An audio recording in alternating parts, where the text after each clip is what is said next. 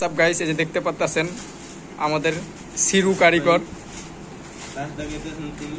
এই যে সে এখন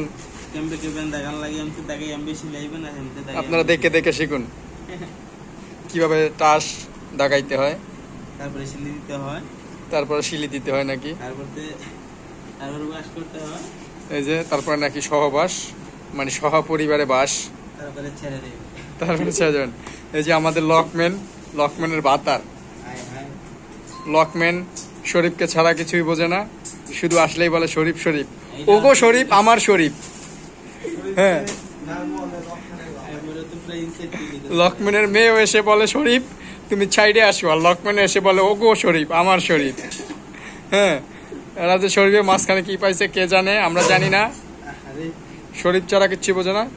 এই যে সেই জামাই, মেয়ের জামাই ও মায়ের জামাই, মা মেয়ের দুজনার জামাই, নাম তার শরীফ, করে খায় কামাই। সেই দিলাম কবিতা।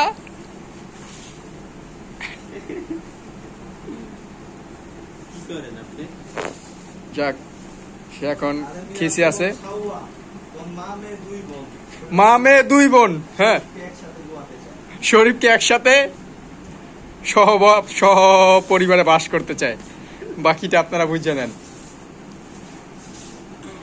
এই যে শরীফ, সে অনেক খুশি, ঈদের থেকেও খুশি, চাঁদাইদের থেকেও খুশি, যেহেতু মা মেয়ে দুজনে তাকে সহপরিবারে বাস করবে তার সাথে, তার জন্য সে খুবই খুশি।